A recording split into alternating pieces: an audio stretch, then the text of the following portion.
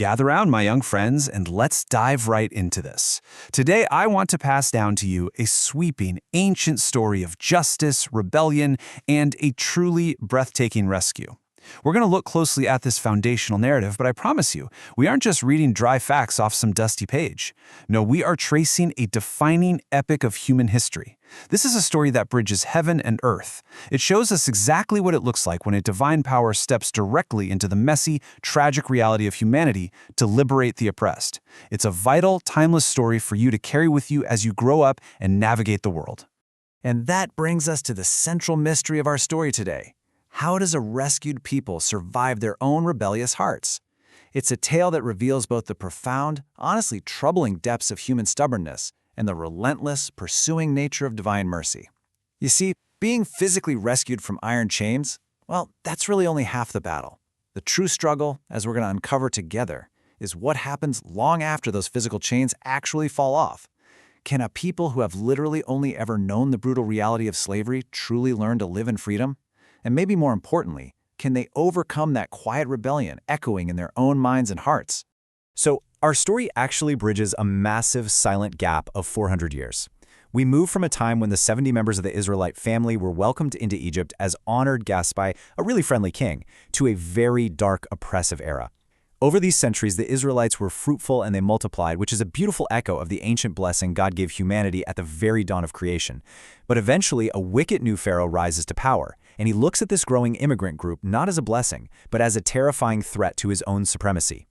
Driven by pure fear and paranoia, he brutally enslaves them. Generation after generation is born into the crushing reality of forced labor, literally building an empire out of mud and straw under the merciless crack of a taskmaster's whip. Pharaoh soon becomes the absolute worst character in our story so far. His kingdom perfectly epitomizes humanity's darkest rebellion against God. Think about how twisted a mind has to become to issue his next horrific command. He issues a decree that all newborn Israelite boys must be thrown into the Nile River and drowned. Pharaoh has so completely redefined good and evil to fit his own selfish interests that murdering innocent children is somehow seen as a good and necessary policy for the security of his kingdom. It's unthinkable. Egypt becomes an absolute nightmare of injustice and pain. And from the very depths of their suffering, the Israelites cry out for help. Well, God hears their cry from heaven, and he begins his rescue in the most surprising, quiet way imaginable. Just watch how cleverly evil is turned totally upside down here. An Israelite mother actually obeys Pharaoh's wicked decree to put her baby boy into the Nile River, but she cleverly places him safely inside a carefully woven, waterproofed basket. And that little basket floats right down the river, past the reeds, and directly into Pharaoh's own royal household.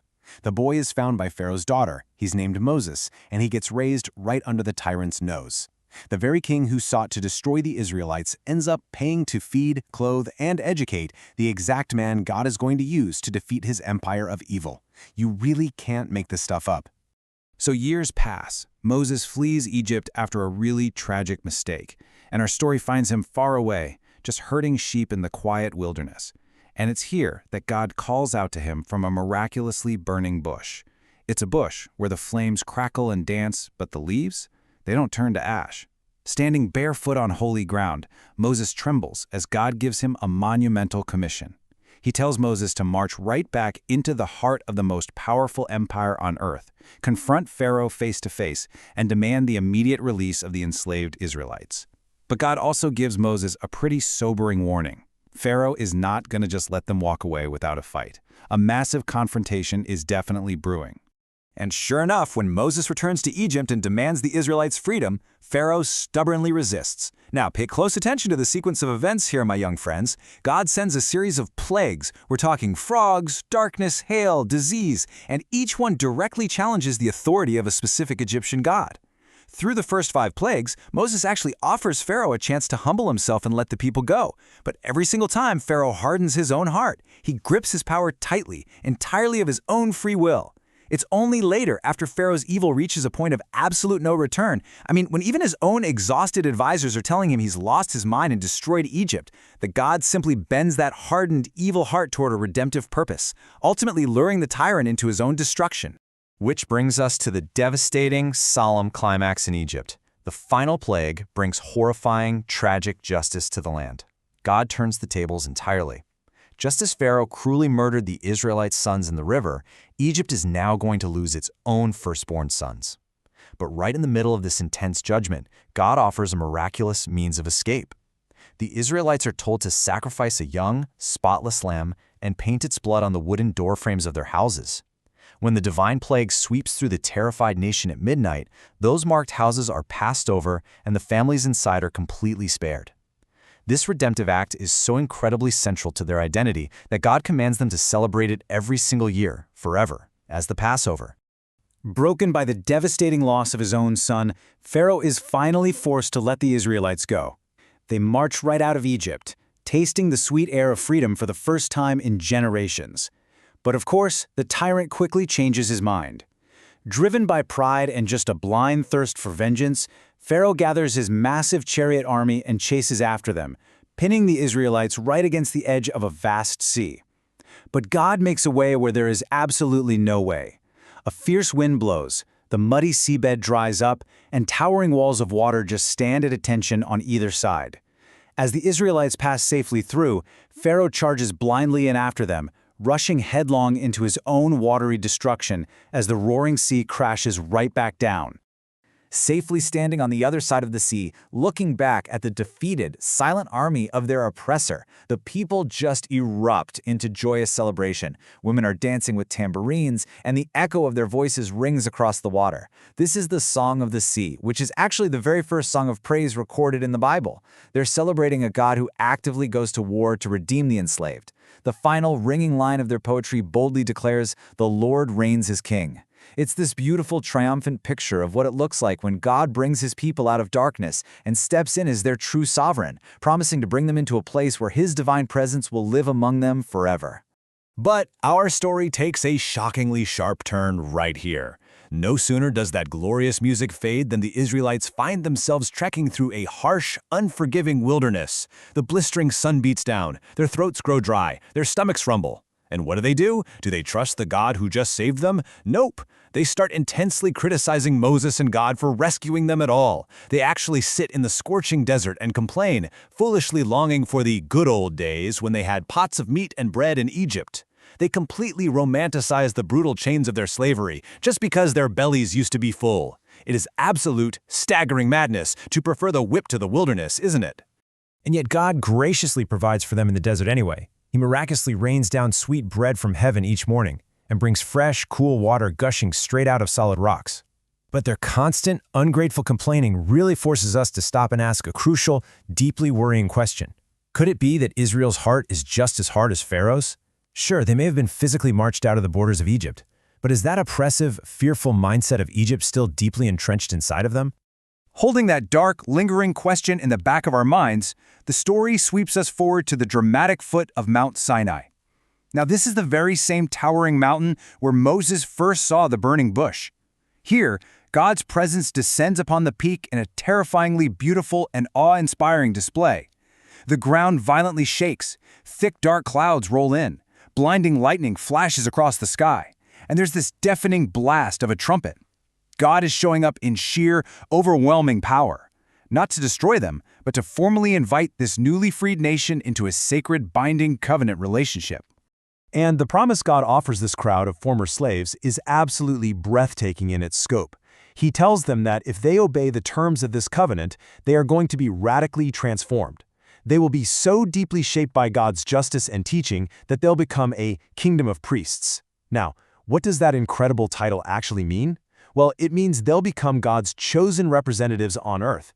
They are meant to be a shining moral beacon, living in such a beautiful, distinct way that they literally show every other watching nation in the world what God's true character of justice, mercy, and goodness looks like.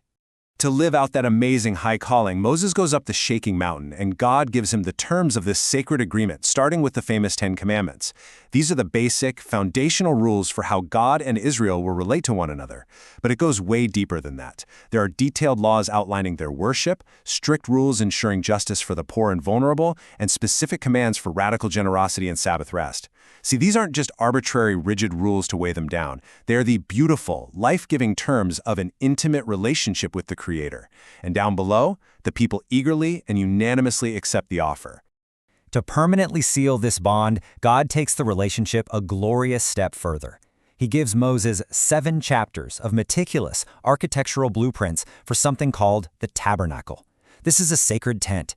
It's got an outer courtyard, an inner room, and a most holy place containing the golden Ark of the Covenant.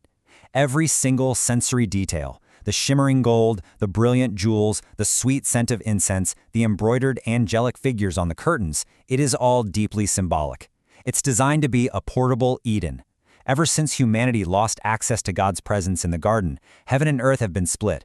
But now, God is making a beautiful space where His holy presence can dwell right in the center of His people.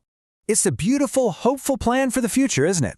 But tragically, while Moses is still high up on the mountain for 40 days and 40 nights receiving these blueprints for God's dwelling place, the people down below in the camp totally lose their patience. They can see the storm of God's presence right there on the peak, yet they feel abandoned and anxious without their human leader. Panic sets in, and in their fear, they orchestrate a catastrophic betrayal that threatens to completely destroy the entire relationship before the ink on the covenant is even dry. They actually demand that Moses' brother Aaron take their gold earrings and fashion them into an idol, a golden calf. They frantically dance, bow down, and begin to worship this inanimate, silent piece of melted metal, absurdly declaring it to be the god that saved them from slavery in Egypt. It is just heartbreaking.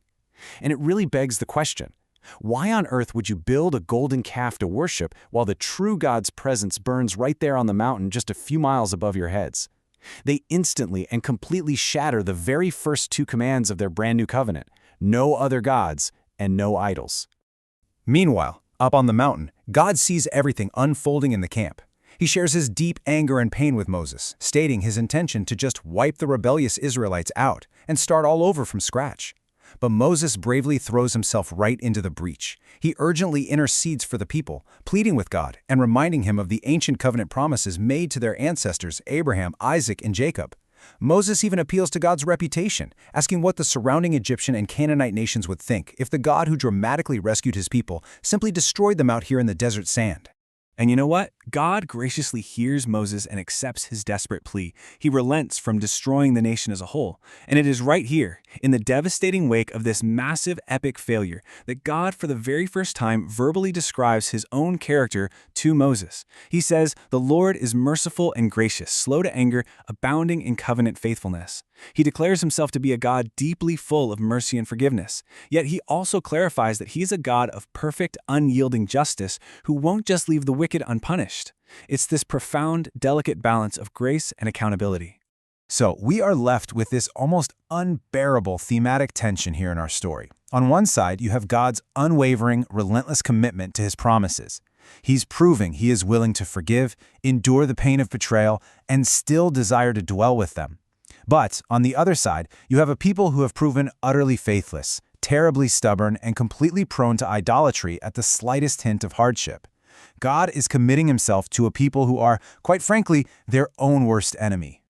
Despite the whole golden calf disaster, the covenant gets renewed. Moses returns to the camp, and they spend chapters carefully constructing the tabernacle exactly to those heavenly blueprints. Finally, the glorious tent is finished. The gold is polished, the curtains are hung, and God's glorious divine presence descends from the mountain in a cloud of smoke and fills the inner tent. Our hopes are just soaring, but our epic story ends on a heartbreakingly anticlimactic note. When Moses takes a step forward to enter the tent of meeting, he can't. He literally cannot go inside. The overwhelming, consuming holiness of God fills the space, and Israel's sin has damaged the relationship so deeply that even their chosen faithful representative is locked out. The story opened with this massive external threat of Pharaoh's evil, but it closes with the much more dangerous internal threat of Israel's own sinful rebellion. And so, my young friends, I leave you with this final, provocative thought to ponder as our story pauses. We know God deeply wants to live with his people, but how can a perfectly good, fiercely holy God physically dwell in the midst of a beautifully flawed, deeply sinful people without consuming them? That is the ultimate mystery, and it's a question that will leave us eagerly searching the rest of history for the answer. Keep this ancient story close to your hearts.